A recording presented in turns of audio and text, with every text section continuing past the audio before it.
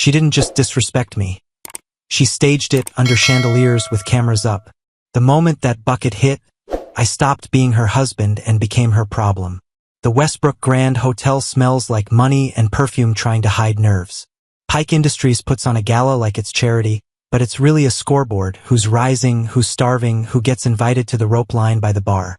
I walk in wearing a simple suit that fits right and says nothing.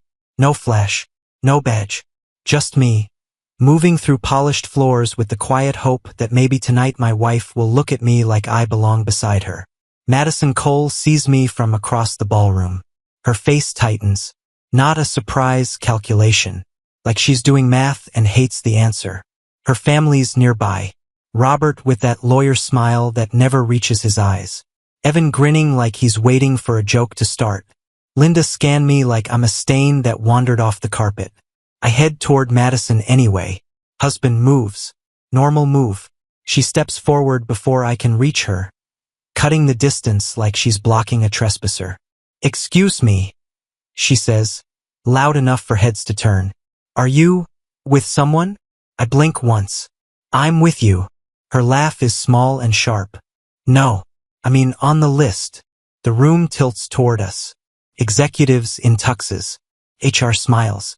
People from my own company who've never seen me in this light because I never let myself be seen at all. Madison lifts her voice another notch, sweet and cruel at the same time. "This is a Pike Gala, not whatever you're doing right now." Robert chuckles like it's a family tradition.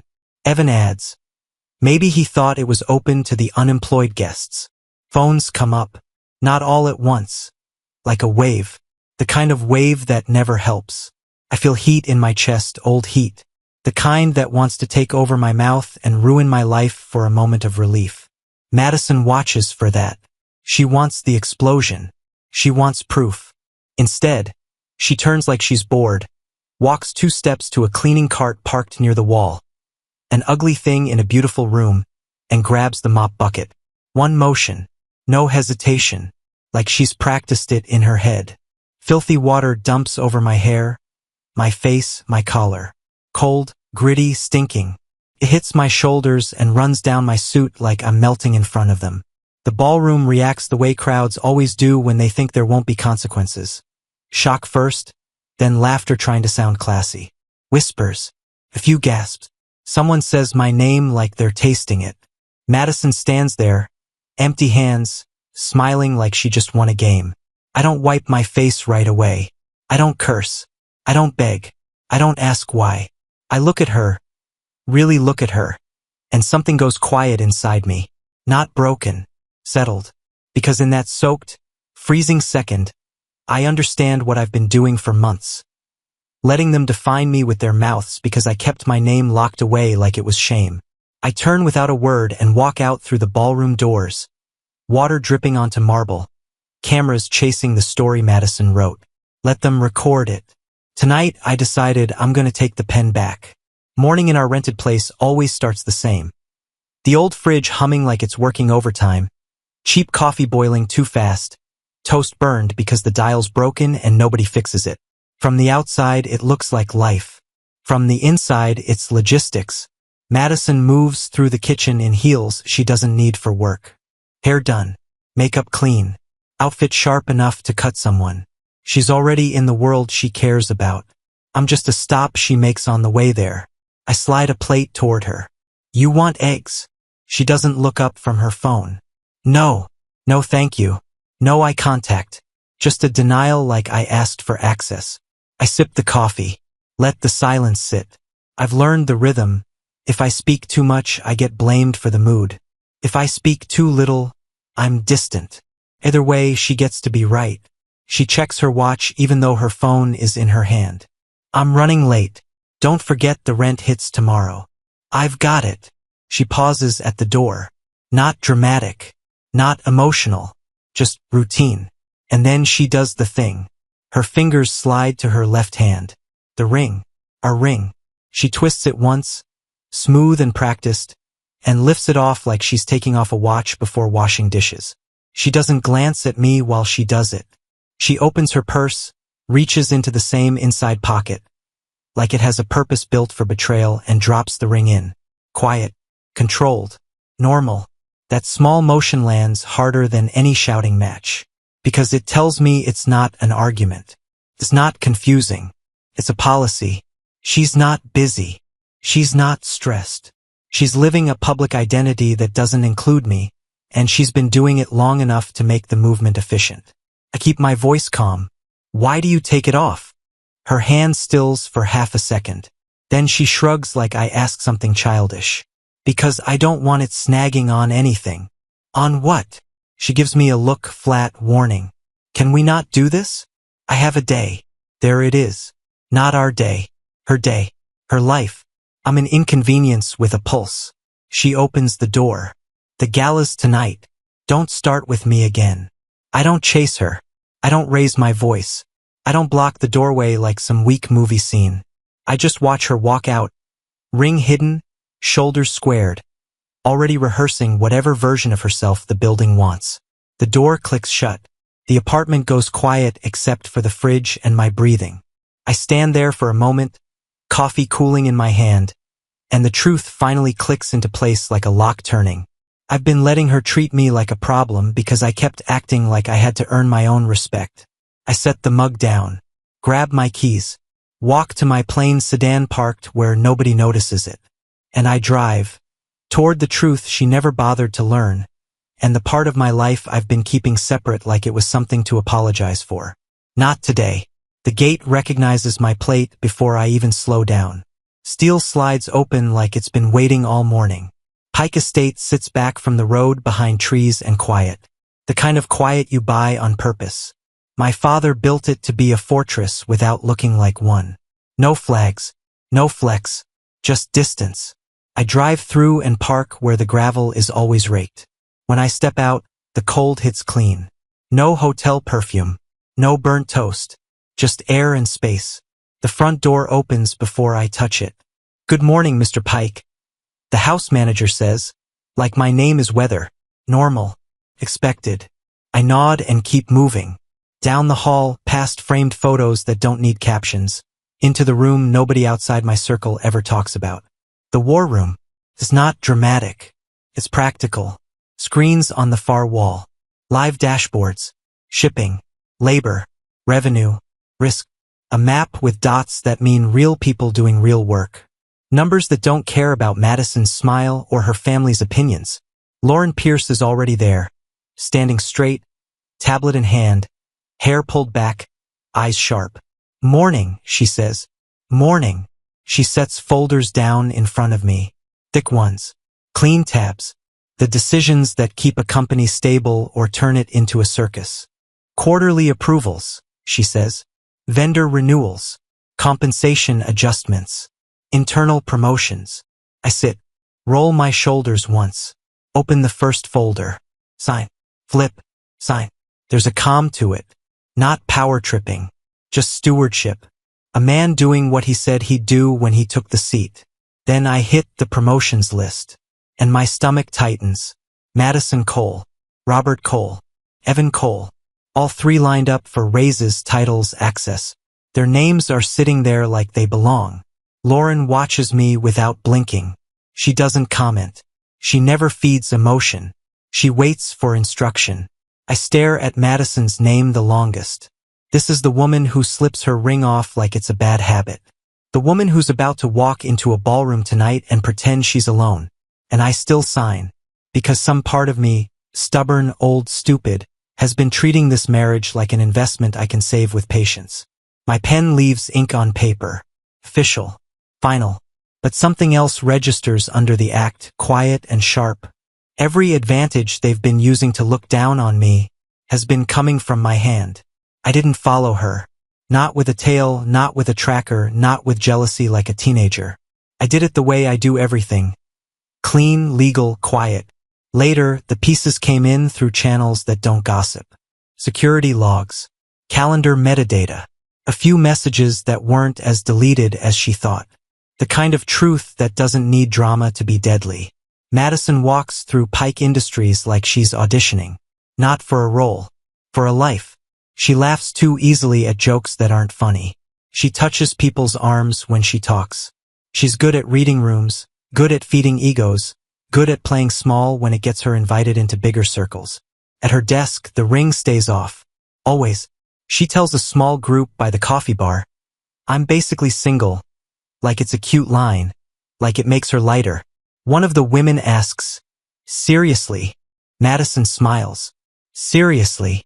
No flinch. No shame. Just performance. Then her phone buzzes. Her face changes in a way I haven't seen at our kitchen table in months.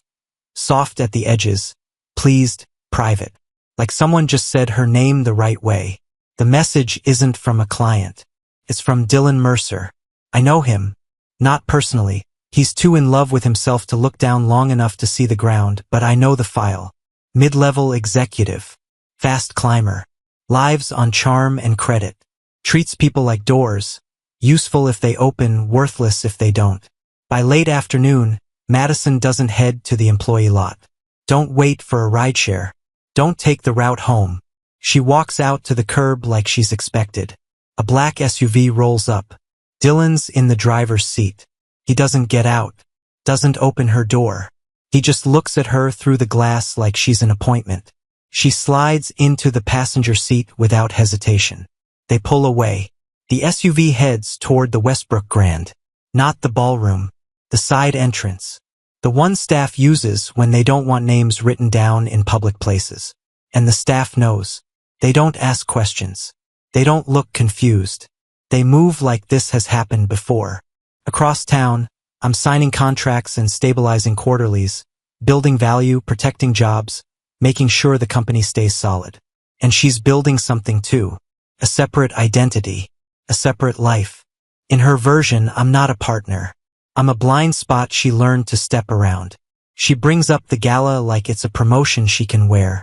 Not an event. Not a night out. A milestone. Something that crowns her. We're in the apartment again. Same cramped kitchen. Same cheap coffee. She's scrolling on her phone while she talks. Like my presence is background noise. Friday is the Pike Gala, she says. It's important.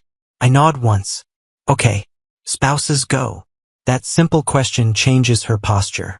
She doesn't answer right away. She does a little stall. Eyes back to the screen, thumb moving like the information might appear if she waits long enough. It's a not really that kind of thing, she says. It's a gala, I say. That's exactly what kind of thing it is. She exhales through her nose like I'm making her life harder. It's a different level. It's executives, investors, people who... She stops herself, then tries again. It's just not your scene. My scene. I repeat calm. What's the real reason? Her eyes finally lift. There's irritation there, but under it, something uglier. Discomfort at being forced to say the quiet part out loud. I don't want to worry about you, she says. I'm not a toddler. That's not what I meant.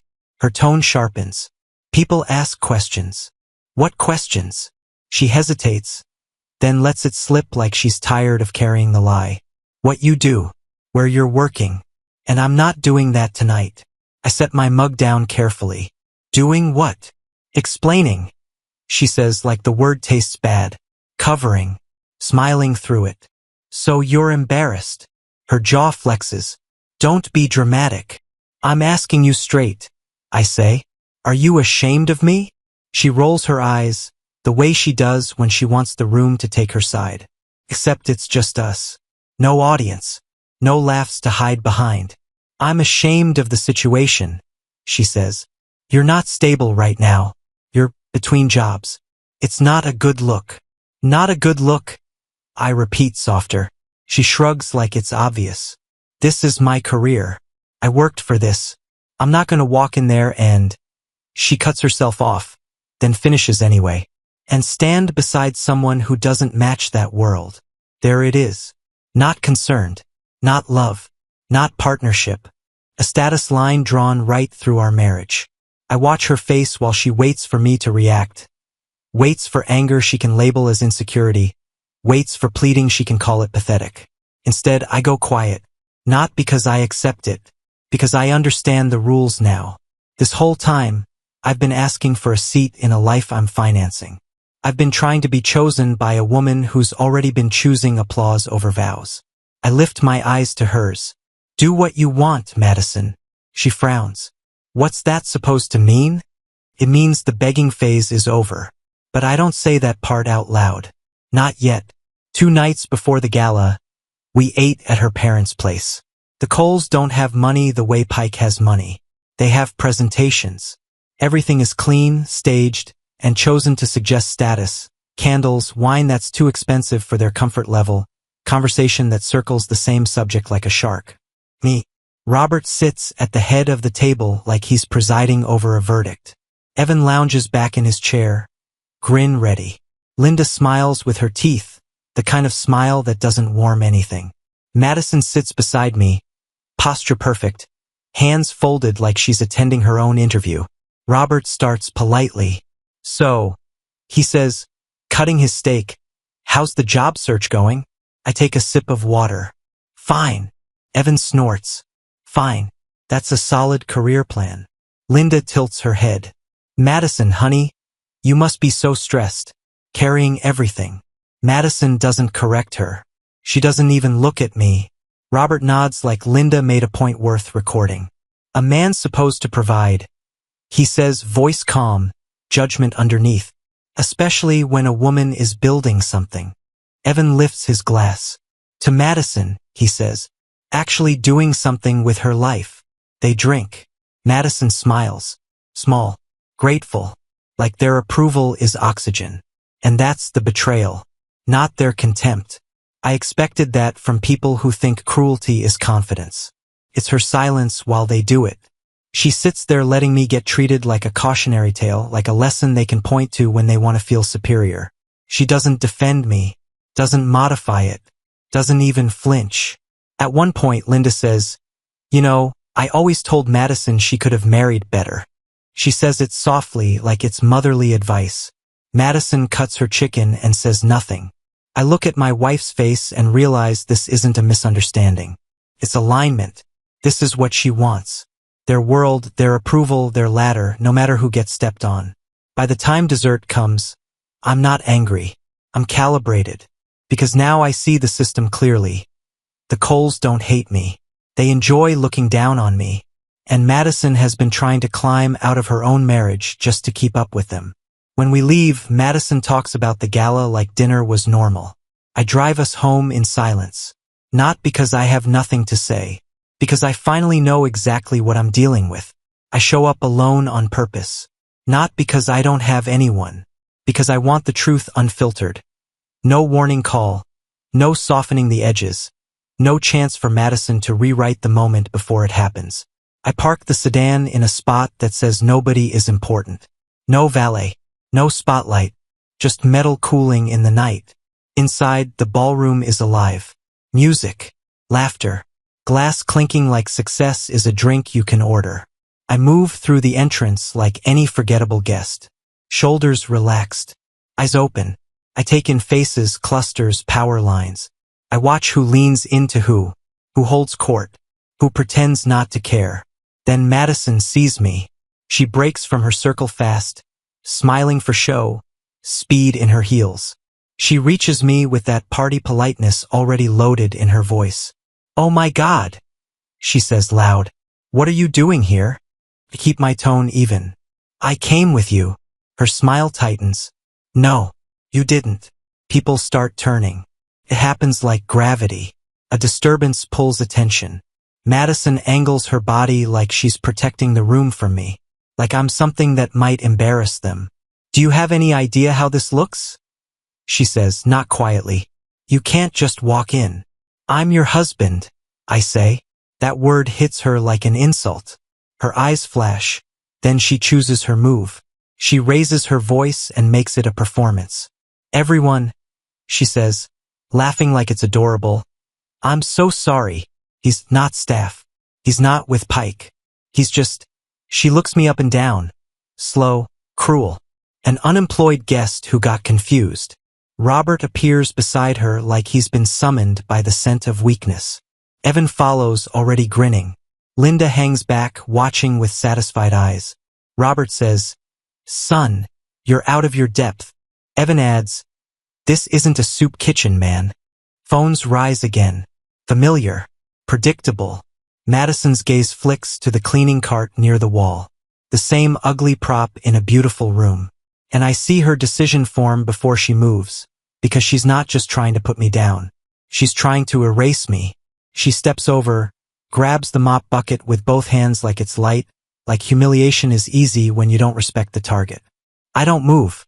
I don't beg. I don't give her the satisfaction of flinching. The bucket tips.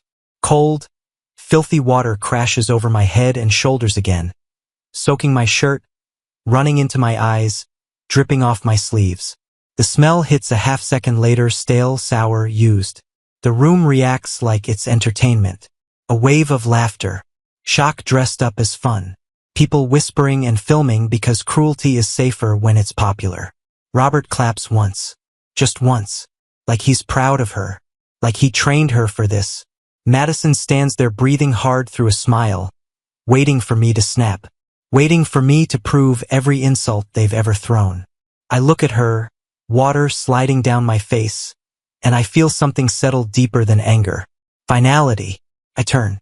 I walk out. Not running. Not storming. Just leaving clean and controlled because the timing is mine now. Outside, the cold air bites through wet fabric. I stand under the hotel's awning, lights behind me, laughter muffled inside like a distant machine. I take my phone out with hands that don't shake. Call Lauren. She answers on the first ring. "Mr. Pike." My voice is low, flat. Activate Plan B. No questions. No surprise. Just competence. Understood. And Lauren? I add, watching the ballroom doors like they're a stage I'll re-enter on my terms. "Bring the convoy." "On the way," she says. I end the call. And for the first time tonight, I feel warm. I go home to do one thing, erase their version of me. Hot shower. Soap until the smell is gone. Water until the cold stops living under my skin. I don't rush and I don't spiral. I let the silence do its job. Then I open the closet Madison never uses. Behind the everyday suits is the one I kept separate. Not flashy. Not loud. Just cut right, built for rooms that measure men without asking permission. I dress like the truth. When I step outside, the street is quiet until headlights sweep in. Black SUVs roll up in a line, smooth and deliberate. Doors open. Drivers step out with that calm posture of people who don't need to announce themselves. Lauren stands by the lead vehicle. "Evening, Mr. Pike," she says, like this is just another Tuesday. I nod. "Let's go." The convoy moves through the city like a decision. No sirens. No drama. Just presence. At the Westbrook Grand, valet staff freezes for half a second, then snaps into motion. The kind of motion that happens when power arrives.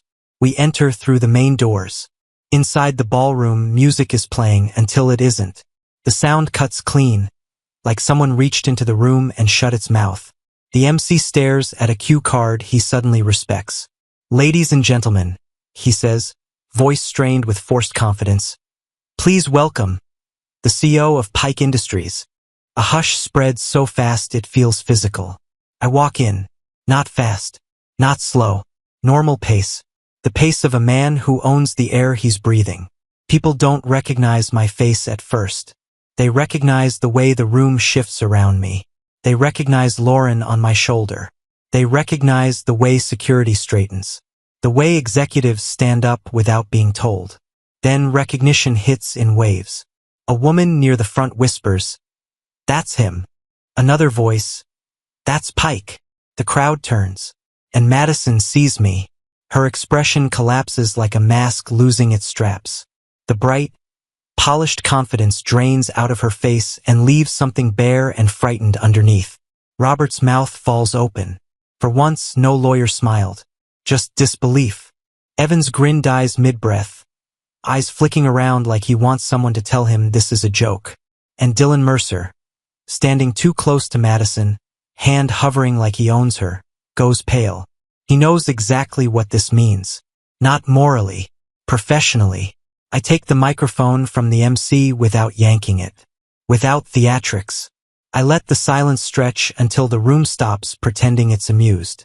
Then I speak. Tonight, I say, voice steady. I watched how quickly respect disappears when people think there's no cost. No names yet. I don't need them.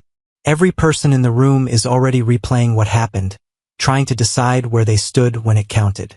There are two kinds of power, I continue. The kind you earn by building something, and the kind you borrow by tearing someone down in public. I look straight at Madison. Her eyes are glossy, but she doesn't cry. Not yet. She's still trying to compute a way out. Robert shifts beside her like his body wants to block the consequences from landing. Evan stares at the floor, like the floor might open. And character, I say, is what shows up when you think you're above someone. I pause, just long enough for the room to feel the edge of what's coming. Then I nod once to Lauren. She steps forward with a folder already opened. I don't raise my voice. I don't insult anyone. I don't give them the emotional mess they can twist into a story later. I keep it simple. Madison Cole, I say. Employment terminated effective immediately. The room inhales. Robert Cole. Employment terminated effective immediately. Robert stiffens like he's been slapped. Evan Cole. Employment terminated effective immediately. Evan's face goes gray. And, I add, still calm. All three are barred from any Pike entity, partner, vendor, or subsidiary. Effective now. A sound moves through the ballroom. Fear dressed up as polite stillness. Madison steps forward, one hand lifting like she's about to touch my arm. Like she's allowed. I take one step back. Not dramatic, just clear. This isn't personal, I say, loud enough for the room. It's a character. Then I hand the microphone back to the MC like I'm returning something borrowed. And I walk away while the room finally understands who they soaked. Mourning doesn't bring relief. It brings reality. Badges stop working. Emails bounce. Accounts lock. Calendars wipe clean like someone took an eraser to their names. The kind of quiet panic you can't post your way out of. Robert calls people who used to pick up on the first ring. Voicemail. Polite assistance. He's unavailable. Doors turning into walls. Evan tries the same thing with different numbers, like persistence changes a blacklist. It doesn't. In this city, a company like Pike doesn't have to shout. It just has to stop answering. Madison calls Dylan. No answer. She tries again. Then again. When he finally responds, it's a short message, nothing warm, nothing human. Just distance. Risk assessment dressed up as busy. Because that's what Dylan really is. A man who borrows other people's stability and disappears when the bill comes due. Madison comes home like she's walking into a court hearing. Hair undone. Makeup smeared. The apartment was suddenly too small to hold her panic. She looks at me like she's seeing me for the first time, and I can tell she's trying to find the version of me she could control. Why didn't you tell me? She says, voice cracking. Why would you let me? I don't flinch. You didn't ask. That's not fair. She says, quick, defensive. You let me think. I let you think what you wanted. I say. You built a life that didn't include me. I just stopped funding the fantasy. Her eyes fill. She steps closer. Please, we can fix this. I was under pressure. My family. That's the problem, I say. You always have a reason. Never accountability. She reaches for my hand. I don't give it. No yelling. No revenge speech. No victory lap. Just a clean decision. That afternoon, a courier delivers an envelope to her. Divorce papers. Not a threat. Not a negotiation. A boundary with ink on it. She looks at the packet like it's written in a language she can't charm her way out of. You can't do this, she whispers. I can, I say. And I am. At the courthouse, it's not dramatic. It's paperwork, procedure, and a judge who's seen enough love turn into leverage to recognize a clean exit when it shows up. The trust is older than the marriage. Protected. Built long before Madison ever started hiding a ring in her purse. What's mine stays mine. What's hers stays hers. There's no jackpot hiding inside my restraint. In the hallway afterward, She tries one last time. Tears. Apologies. Soft voice. The performance she never gave me at our kitchen table because she didn't think she needed to. Please, she says. I didn't know. I didn't understand. I'm sorry. I look at her and feel nothing I need to explain. Not hatred. Not love. Just clarity. There's nothing left, I tell her. And there never will be. She opens her mouth like she wants to argue. But the truth finally has weight now. Pins her in place. I walk out. Back to Pike Estate. Back to work that matters. Back to people who understand respect without chandeliers and cameras teaching them how. The ending isn't her collapse. It's me, finally refusing to live in the shadow of my own life. Subscribe and stay one step ahead of cheaters. And trust me, the next story makes this one look like a fairy tale.